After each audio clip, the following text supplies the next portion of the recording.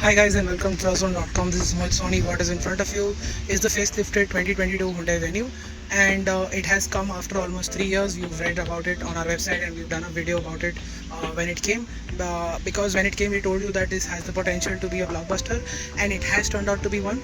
So much so that Hyundai had so much bookings for the Hyundai Venue of the previous version before they launched the new one that almost a lakh people are going to upgrade to the new one from the older one, because almost 1.3 lakh bookings are pending for the old venue. Of course, that was down to the pandemic and the chip shortage and all of that, resulting into very high waiting periods. But at the same time, it also shows that Hyundai has some serious demand for the Hyundai venue, and there has been a good amount of change. Let's see what that is, which cements its position in the sub 4 meter category, despite serious competition that is on in this segment from the likes of many rivals such as the Tata Nexon, the Kia Sonet, the Nissan Magnite, the Renault Kiger, and others in this segment. And this is what the venue looks like at the front now.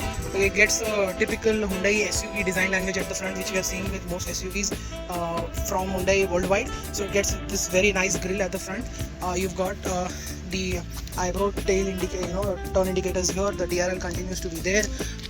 There is no fog lamp. That is the main LED projector lamp that is with the car.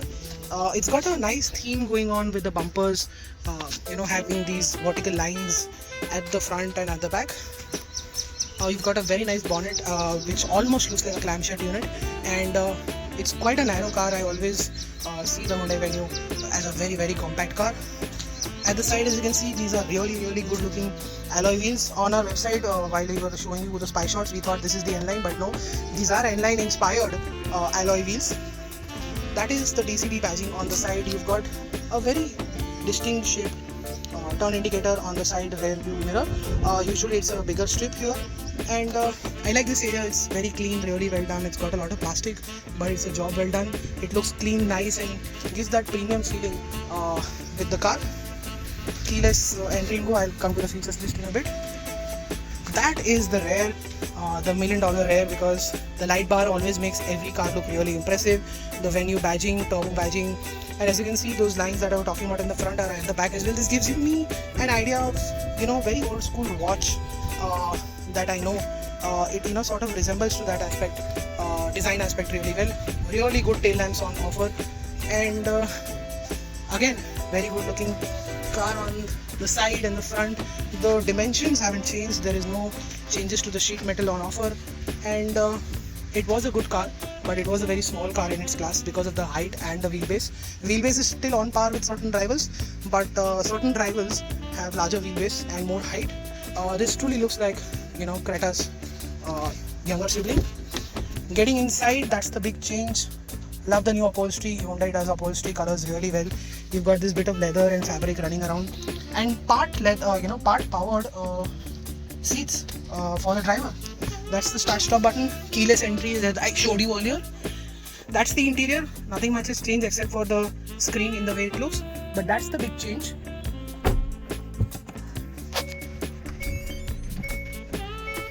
That's the new LCD screen, which looks really nice and is entirely new. And what you can also see is that it has blue lighting. That is depends on the drive mode dial that is here, and we are in normal mode now. This is eco mode and this is sport mode, so color changes accordingly to that aspect. And this is Hyundai's excellent infotainment system that is on offer with this car. And the fonts have changed. The color has also changed a bit. It's a very nice screen, smooth, fast, really impressive. And these buttons here can now be swapped, so you can have this as a volume dial or this. There's a feature inside where you can do that easily, and I think it's in the layout section. I saw it 3 days back, and I don't remember it exactly. I think that's it. Yeah, so I can swap. So this is how it is. This becomes the volume, this becomes for everything else, and then this becomes the volume and that becomes something else. So that's really nice. I always wanted that, so surprisingly Hyundai's gotten it done in a very nice way. That's the interior with the dials of the climate control that is on offer. Looks really nice. The dials with the screen always looks really impressive. Hyundai knows to get the feel good factor right, and that's here. Lot of charging points, as you can see. Fast charging, 12 volt socket, USB-A, glove box, not illuminated but chilled at least. a very SUV, bigger SUV like space at the dashboard here, and that is Hyundai's renowned air purifier that has three modes: normal and turbo, sorry, two. And then you switch it off like this. There's a button here for that which is illuminated. That's the kind of space you get because the air purifier is taking a lot of space here. Needless to say, very nice feature to have. And before you ask, there is the sunroof with the manual shade, of course. Bluetooth mic. No mirror here, surprisingly, even on the top end variant. And there's a mirror here, no light. But this IRBM is automatic. It's got concierge service along with breakdown, so that is really nice. And the sound system is good for a car of this size and segment and price. And of course, the passenger seat is all manual. You get the typical Hyundai door handles here, the same switch gear, and a very good cabin, but a very small, narrow cabin. But at the same time, it feels very special because quality is really good. The texture, plastic is really amazing, and you've got Apple CarPlay, Android on offer. But surprisingly, it's still not wireless. And I told you the screen is really impressive. You can have control from here. You've got maps, you've got valet mode, which is also really nice to have. It also has the BlueLink technology where it has 60 plus connect features where you can control a lot of features from the mobile. I'll do that in a separate video someday when we get to spend more time with this car. Unfortunately, we have a little short on time today with the car. And really like this gear lever as well, as always. Looks really nice and futuristic. And steering controls, cruise control is on offer. You can control everything here via these buttons here. We have done 252 kilometers on it as of now. Front and rear defogger, and really nice to see that I was pretty drenched and the heater worked really well, and the car was also warming up quite a bit, so everybody enjoyed that aspect, and happy to see that it works extremely well, just like the normal AC. The heating also works. It doesn't work in certain cars, I think, of the past, but I think new cars are doing it really well, so that's a different aspect with the car.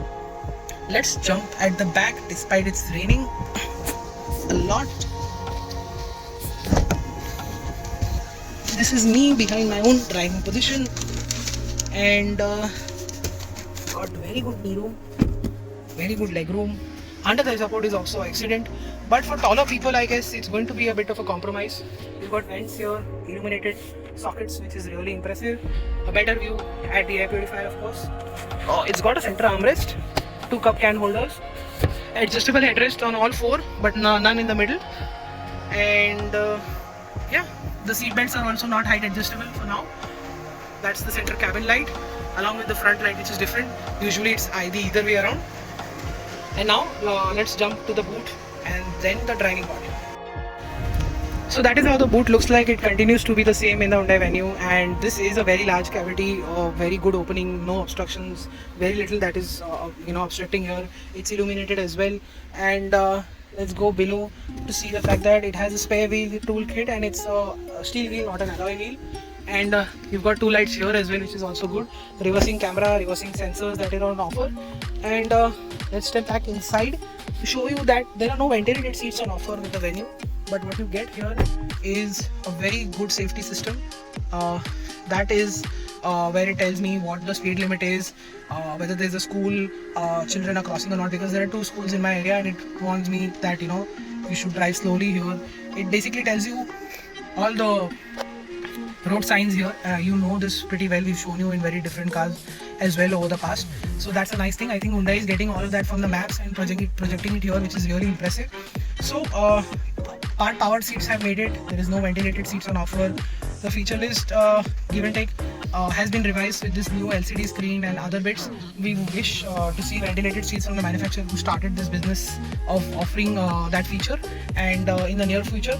And now let's jump to the driving part. So what we're driving here is the Hyundai Venue with the 1-liter turbo petrol motor. It's a 3-cylinder unit mated to a dual clutch gearbox, and it makes 100 PS of power and 170 Nm of torque. 7-speed DSG makes life easier in traffic, of course, but at the same time it can feel a bit hesitant if you ask more from it at lower speeds, but that was the case previously. There has been substantial tuning with the gearbox, of course. this is something Hyundai has not told us, we felt it over the previous version, is the fact that the gearbox definitely feels much better than before. It's not very hesitant like how usual DCTs are, right from Hyundai to BMW.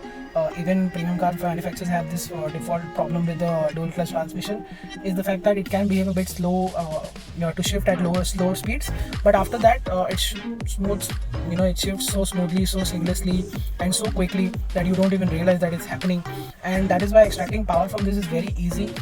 Just go full throttle and then the gear shifts happen. The engine also revs surprisingly quickly and freely and smoothly. So again, extracting performance is quite easy, but at the same time it's obviously not a segment benchmark, because there was the Volkswagen Polo with the 1.2 TSI, which was better because that was a 4-cylinder motor as well. But nevertheless, this is what is remaining, and this is what we should be talking about. And what that means is efficiency is also quite good. In the city we've been getting 11.6 and 12. At the lowest we saw 11, and on the highway it was pretty impressive at 15.6 kilometers to the liter, driven under 120 kilometers an hour, because it's been raining cats and dogs and we had to maintain a certain speed all the way, and even at those times we even saw 17 kilometers to the liter. So that's pretty good efficiency. You can get 14 or even 15.5 as an average fuel efficiency from this car, so that's quite good given the highway and city usage entirely. Within the city you are not going to get above 11 or 12 kilometers to the liter. This is a turbo petrol, this is a DCT, so making getting the best fuel efficiency this is not the right engine to have. This will give you good efficiency, extreme good performance, and very good shifts from the gearbox. And needless to say, the refinement is downright brilliant. The engine is not hurt, the vibrations are well in check even at idle, and the noise from the engine also can feel great to certain people, while at the same time it can feel not that great to certain people. And apart from that, let's talk about the handling part. The steering has definitely gotten better. It feels well weighted. There is a decent amount of communication from the previous car, but at the same time it feels quite light, quite precise, quite easy to drive within the city. And that's the best part. The Hyundai Venue is an absolute gem when it comes to driving in the city, because it is so easy to drive. The short wheelbase, the compact dimensions, the steering is quick and light, so maneuvering this car is absolutely no effort. That's the reason why in my extended family there are so many venues. I was really surprised to notice that when I met those relatives, they're finding that all of them drive venues, and the only thing they said is that it is so compact and so easy to drive. I think that that was our recommendation, and they went ahead with it, and they actually found that part only really impressive. And that's what impresses everybody as well, is that it's very easy to drive. At the same time, you've got more than ample performance, a car that looks good on the inside and outside, has more than enough features on offer. Hyundai's fuss-free service and reliability, along with a large reach, makes the Hyundai Venue a very good pick in this segment. It's a default pick for a lot of people at the same time, despite serious competition.